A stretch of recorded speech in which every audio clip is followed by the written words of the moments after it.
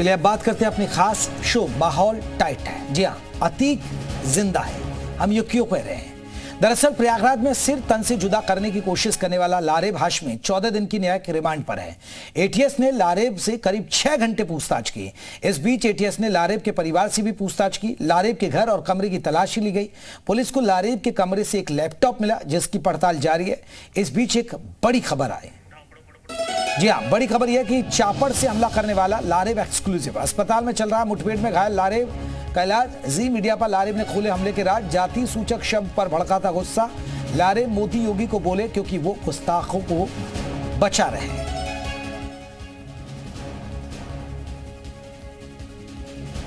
तो हमले के बाद लारेब की बात सुनिएगा।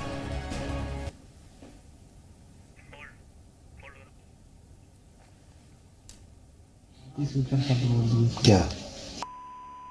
अच्छा, हमको नहीं बोले थे, वो दूसरे लोग से बोल रहे थे पब्लिकली, तो सब हंस रहे थे। अच्छा, इसी वजह से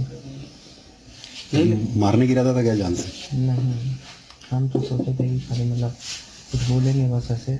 हमें उस वक्त गुस्सा चढ़ गया। जो नारे वारे लगा रहे थे कहाँ से देखे थे ये सब?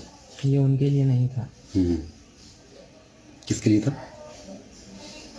बस ऐसे सब तो मतलब जो गुस्ताख लोग थे उनके लिए गुस्सा चढ़ा था, तो उनके लिए बोले थे। तो योगी मोदी जी को भी गाली कुछ बोल रहे थे वीडियो में। हम इसलिए बोल दिए ना नाराज कि ये लोग उनको बचा क्यों रहे हैं, मतलब जो गुस्ताख लोग हैं, इसलिए इनके बर्थडे की थोड़ी नाराजगी थी, तो इनके लोग बोल दिए। आप जो वीडियो आपको वायरल हुआ उस वीडियो में उसी अंदाज में आप बोल रहे थे? बिल्कुल सर, वो इसलिए कि जो गुस्ताख लोग हैं उनको पैगाम देने के लिए आपने उनका वो भी कहा, उनका जिक्र भी किया था। जी सर, क्योंकि उन्होंने बात की थी, नबी की इज्जत की बात की थी, तो इसीलिए हमें सर बात कर जाति सूचक सब बोल दिए। क्या? लारेब हाशमी प्रयागराज के यूनाइटेड इंजीनियरिंग कॉलेज में बीटेक फर्स्ट ईयर का छात्र था। हर रोज की तरह वो 3 दिन पहले भी सरकारी बस से कॉलेज जा रहा था।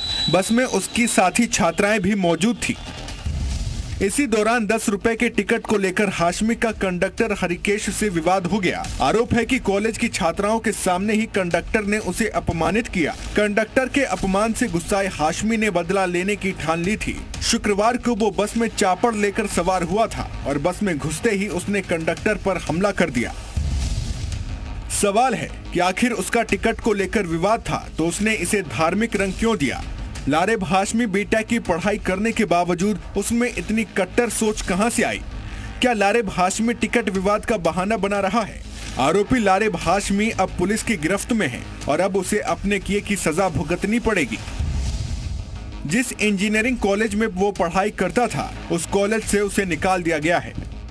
हम लोगों ने सबसे पहला एक्शन किया कि उसको जो है कॉलेज से सस्पेंड कर दिए हैं। प्लस एक जो है हमारी इंक्वायरी कमेटी सेटअप कर दी गई है जो कि इस तरह की घटनाएं या इस तरह के छात्रों का प्रवेश न हो सके कॉलेज के अंतर्गत, उसके लिए क्या एक्शंस लेने हैं उस पर जो है अपने जो है रिकमेंडेशंस देगी। हम लोग भविष्य पे उसके अनुसार कार्यवाही करेंगे।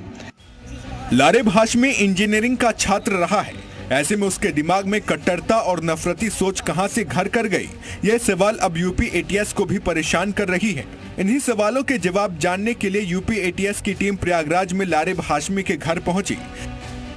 प्रयागराज में बस कंडक्टर को चापड़ से मारने वाले लारेब हाशमी का ये घर है। आप तस्वीरों में देख सकते हैं कि फिलहाल इस घर में ताला लगा दिया गया है बाहर से, लेकिन अभी भी परिवार के जो सदस्य हैं वो अंदर की तरफ हैं।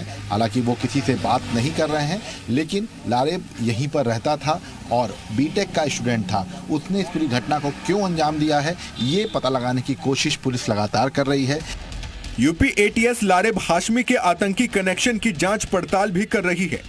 एसटीएफ को शक है कि हाशमी का किसी ने ब्रेन वॉश किया है, इसी वजह से उसके मन में जिहादी सोच पैदा हुई है। अब यूपी एटीएस को ये पता लगाना है कि आखिर लारेब हाशमी के और कितने साथी हैं। प्रयागराज से विशाल रघुवंशी के साथ ब्यूरो रिपोर्ट, जी मीडिया। तो लारेब हाशमी के आतंकी कनेक्शन की भी जांच की जा रही है। इस बीच आपको बता दें कि लारेब ने पुलिस पूछताछ में खुलासा किया कि वो माफिया अतीक का फैन है। लारेब को अतीक पसंद है। अतीक की तरह बड़ा नाम कमाने की उसके अंदर चाहत थी। अतीक की तरह सिर पर ही साफा पहनाता था। अतीक की मौत से दुखी हुआ था। अतीक की दबंगई उसे बेहद पसंद है। और अतीक की तरह आपने देखा होगा कि उस सिर पर साफा बांधे हुआ था और वीडियो अपना जारी किया था।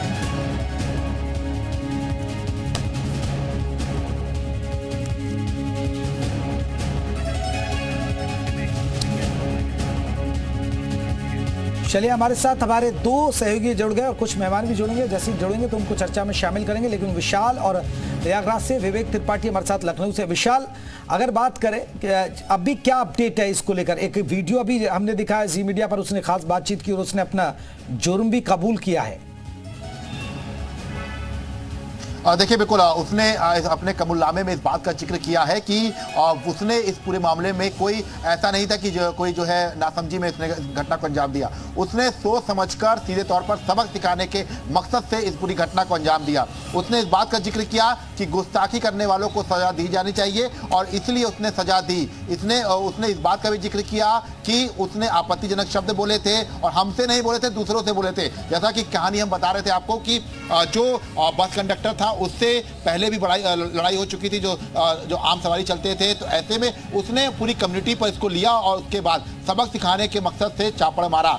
मतलब साफ था कि उसका उद्देश्य बहुत क्लियर था, वो इस पूरे मामले में एक सबक देना चाहता था। इसके लिए उसने अपने व्हाट्सएप स्टेटस पे भी इस बात को एक दिन पहले लिख दिया था कि वो जो है इसको सबक सिखाएगा।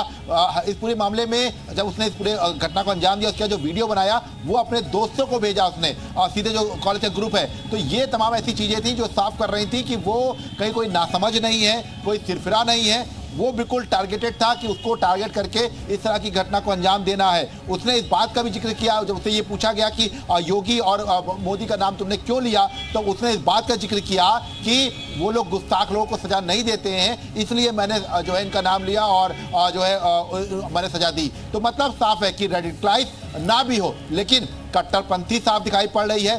नफरत जो है एक धर्म विशेष के लिए साफ तौर पे उसके जहनियत में भर गई थी और इसीलिए उसने इस पूरी घटना को अंजाम दिया है। जो अभी तक ये बात कही जा रही थी कि कुछ और भी चीजें हो सकती हैं, कुछ नाराजगी हो सकती है, लेकिन उसने इस बात को कबूला है कि मैं कुछ कहना चाहता था लेकिन मैंने उसको सबक सिखाने के लिए इस घटना को अंजाम दिया। मतलब साफ है कि वो सीधे तौर पर इस तरह की घटना को अंजाम देकर एक मैसेज देना चाहता था और इसीलिए उसने अपना वीडियो भी बनाया था। और इसके साथ साथ उसने कई चीजें और भी कही हैं, लेकिन जो सबसे बड़ा कबूलनामा है जो जी मीडिया पर एक्सक्लूसिव उसने किया है, उसमें इस बात का जिक्र है साफ साफ कि ये जो चीजें हुई हैं, ये चीजें केवल एक झटके से नाराजगी में नहीं, उसने प्रॉपर रेकी की थी। उसने प्रॉपर रेकी करने के बाद इस घटना को अंजाम दिया है और अभी तक फिलहाल इस चीज में एक ही जो अभी तक स्पष्ट हो पाई है कि वो अभी किसी से भी जुड़ा नहीं है, वो केवल अभी उसने अपनी पूरी घटना को खुद अंजाम दिया है। अब आगे जांच जब होगी, बिल्कुल आगे जब जांच होगी तो पता चलेगा। हमारे साथ आपको बता दें हमारे सहयोगी विवेक भी जुड़े हुए हैं। विशाल, लौटेंगे आपका। विवेक त्रिपाठी हमारे साथ लखनऊ से जुड़ गए। विवेक, ये एक सबसे बड़ी बात है, सोचने का विषय, इतनी कट्टरता और एक युवा जो बीटेक की पढ़ाई कर रहा है, बहुत सारे लोग हैं, जरा करिए इस पर चर्चा कि लोगों का क्या कहना है, ये मानसिकता क्यों आ रही है, जबकि हिंदू धर्म के खिलाफ लोग हर दिन बयान देते हैं, देवी देवताओं को अपमानित करते हैं, लेकिन कभी हिंदू युवाओं का इस तरह गुस्सा, इस तरह का कभी कोई हरकत करते नहीं नजर आता।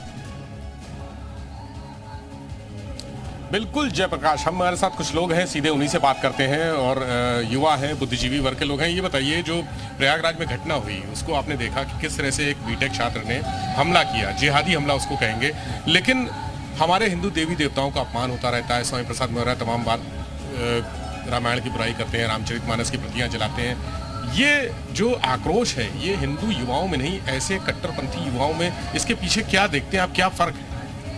देखिए, इस पे जो सरकार की नीतियां हैं बहुत ढीली हैं। इन्हीं ढीली नीतियों के कारण इस तरह की घटनाएं कारित हो रही हैं। ये छात्र जो इंजीनियरिंग का छात्र बताया जा रहा है, लारेब हाशमी, इसने जिस तरह से हमला किया, ये किराए को लेकर बात बढ़ी थी ड्राइवर से, कंडक्टर के ऊपर उसने हमला किया। ड्राइवर बचाने आया, उसने ड्राइवर पर भी हमला कर दिया। इस समय दोनों की स्थिति आप देख रहे हैं किस तरह है, दोनों मौत से जूझ रहे हैं और ये सब एक कहीं ना कहीं आसमानी किताब से, मदरसों से प्रेरित है जो इस तरह की घटनाएं कारित कर रहे हैं। सरकार का मेरा विनम्र निवेदन है उत्तर प्रदेश सरकार से, जो ये मटन और चिकन की दुकानें खुल रही हैं, जैसा कि आप देख रहे हैं इस हाशमी के जो फादर हैं उनका अपना पोल्ट्री फार्म है, क्योंकि उत्तर प्रदेश के अंदर हर 100 मीटर के ऊपर चिकन और मटन की दुकानें खुल रही हैं। इसके ऊपर कोई रोक नहीं है, कोई मानक तैयार नहीं है, इसलिए हर आदमी जो भी चाह रहा है वो अपनी दुकान खोल ले रहा है। क्योंकि दुकान खोलने के कारण आप इस तरह की चिकन मटन काट पीट रहे हैं, खुले में कर रहे हैं, आपका हौसला और बुलंद हो रहा है। तो इनसे क्या आपको लगता है हिंसक गतिविधियों को बढ़ावा मिलता है? बिल्कुल बिल्कुल, ये देखिए, हिंसक गतिविधियों को बढ़ावा तो मिलता ही, ऐसी घटनाएं कारित हो रही हैं केवल हमारे बिल्कुल कहने से विवेक, नहीं, आपके आप पास घटनाएं फिर देखिए लौटेंगे विवेक, लोगों के हम राय भी सुन रहे हैं, फिर लौटेंगे आपके पास। हमारे साथ हिमांगी सखी जुड़ी हैं, हिंदू धर्म गुरु हैं, उनको भी हम चर्चा में जोड़ लेते हैं। हिमांगी जी, आपका बहुत बहुत स्वागत है। हिमांगी जी, आपने देखा होगा ये घटना प्रयागराज में जो घटित हुई, एक छात्र ने उससे अपने धर्म से जोड़कर अपने आप को कह दिया कि मुझे अपमानित किया गया। अब आप कैसे देखती है, क्योंकि हमारे हिंदू धर्म देवी देवताओं को तो लोग टारगेट करते रहते हैं। हिमांगी जी, हेलो जी हिमांगी जी, हिमांगी जी रखिए अपनी बात।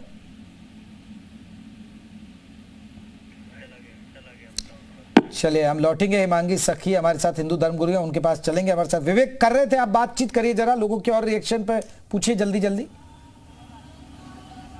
जी बिल्कुल जयप्रकाश, और लोग के विचार जान लेते हैं। आपको क्या लगता है कि ये इतना कट्टरपन क्यों, इतना पढ़े लिखे होने के बावजूद इस तरह की? वास्तविकता ये है, देखिए इसमें सबसे पहली चीज तो मैं ये कहूंगा, इस व्यक्ति को छात्र कहना पहले बंद करिए, क्योंकि कोई भी छात्र ऐसी हिंसक गतिविधि में शामिल नहीं होना चाहेगा।